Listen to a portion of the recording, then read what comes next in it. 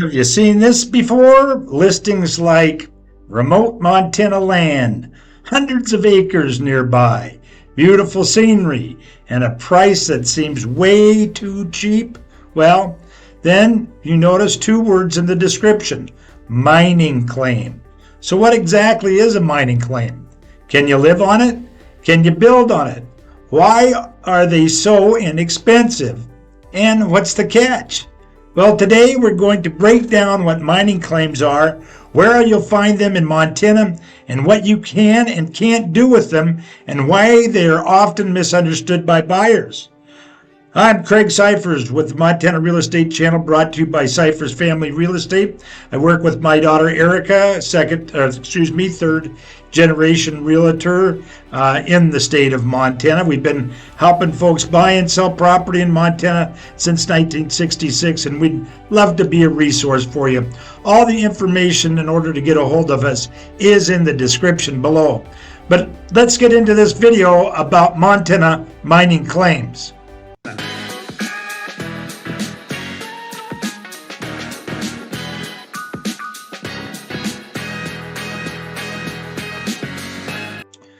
A mining claim is not the same as owning ground. So that's the most important thing to understand. A mining claim is a right to explore and extract minerals from federal public land, and typically land managed by the Bureau of Land Management or the U.S. Forest Service. When someone strikes a mining claim or stakes it, they are claiming mineral rights, not surface ownership. So the land itself is still owned by the federal government. That means you don't own the land, you don't own surface rights the way a normal property owner would. You only have rights related to mining activity. And this system dates back to the General Mining Act of 1872, which was created to encourage settlement and mining development in the western part of the United States. Now, Montana is full of land that falls under this system. Now, there are two types of common mining claims that you'll see in Montana. First of all, you have the Lode claims. Now, these cover minerals found in solid rock, like gold, silver, copper, other hard rock minerals. You also have placer claims. Now, these cover minerals found in loose material like stream beds, gravel bars, alluvial deposits. Placer claims are very common along creeks and rivers in Montana, and especially in historic gold areas. Now, mining claims tend to be concentrated in historic mining districts, including areas around western Montana. You have, if you look into Montana, if you go down I-90, that corridor just before you get to Idaho, and of course Idaho was loaded with silver mining way back when. You have the area around Kellogg, but in Montana you have places like Taft and Superior and St. Regis, and then of course you've got it all over southwest Montana near Butte and Anaconda and out in that area. That also includes things like sapphires, and I've actually sold a property that was a freehold interest and not mining claims outside of Warm Springs, and in central Montana mountain ranges as well. So, you know, the common areas, as I mentioned, the Bitterroot Mountains, near old gold rush towns, along creek bottoms, Forest Service lands, BLM managed land. You'll often see them near national forest boundaries, wilderness adjacent areas, and remote access roads, seasonal terrain, and they're rarely near towns, utilities, or conventional development. Now, here's what you can often see when you're searching in the MLS. These kinds of listings will pop up. Let's take a look at what they look like. We'll go to the Montana Regional Multiple Listing System, and under lots and land right here in the upper left hand corner we'll find mining claims, and if we click on that we're going to find that we've got 26 mining claims. There's one on this other page, but down here at the bottom We've got a mining claim, $7,966, and it's 20.650 acres, and that's in Norris, Montana. And we'll take a look at this, and if we look down here, we're going to see that this is a undivided 1/27th interest in the 20.65 acres. So you're sharing this property. It's what we consider to be fractional ownership. And so that might not be as attractive as some of these other mining claims. In fact, we have to pretty much get up into about $55,000 in order to get a standalone mining claim.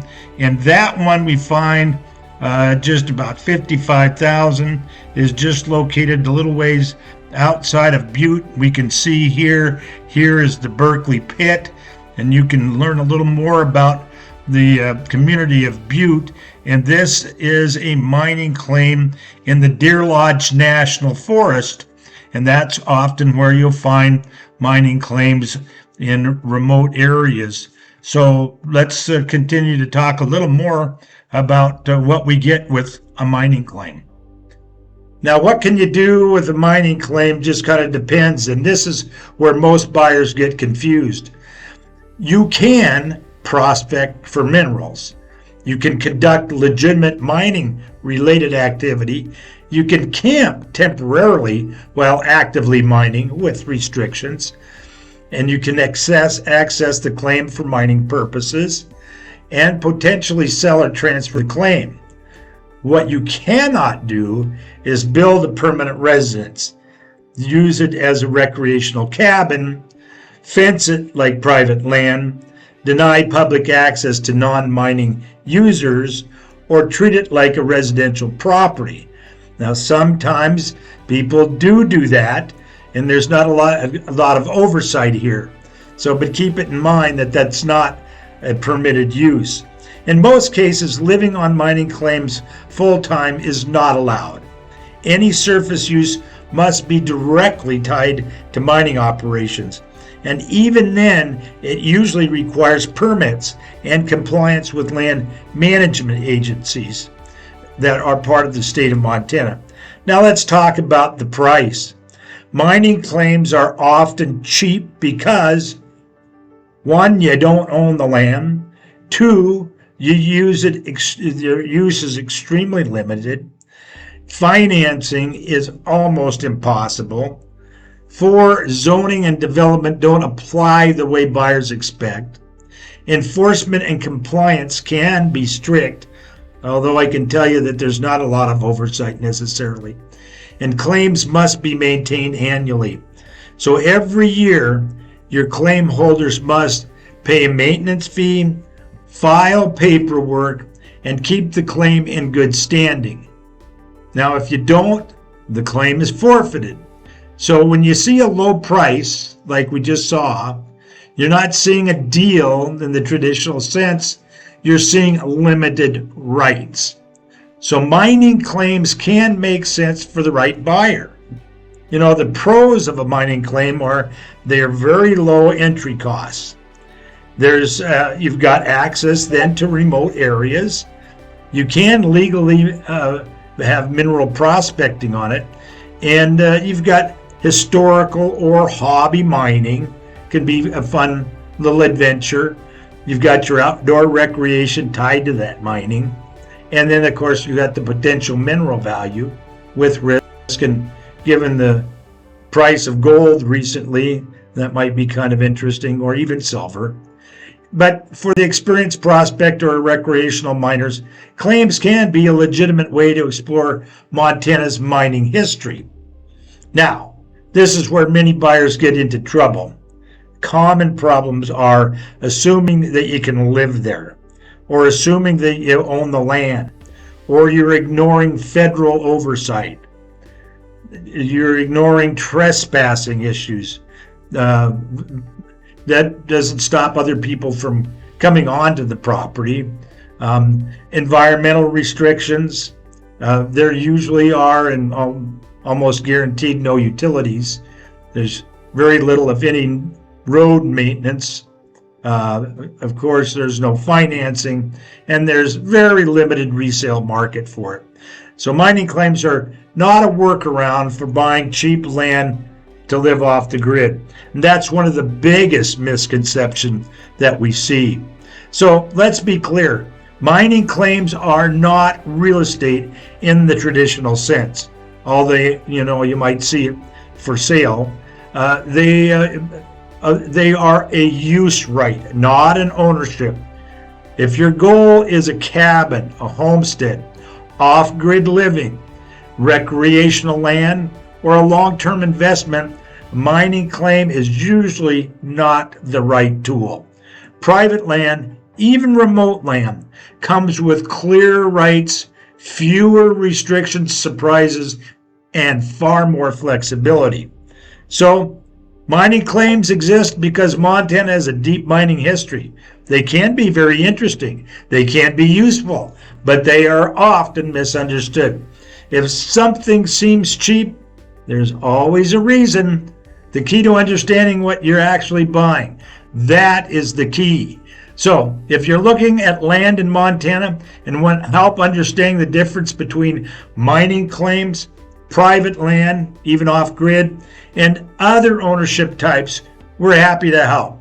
Reach out to Siphers Family Real Estate for honest guidance and local expertise. All the information that you need in order to get a hold of us is in the description below. And if this video has helped you at all, make sure to like, subscribe, and share. And also follow that Montana Real Estate channel. We appreciate you very much. And for more straight talk about buying and owning property in Montana, look to the Siphers Family Real Estate. Thanks much for watching.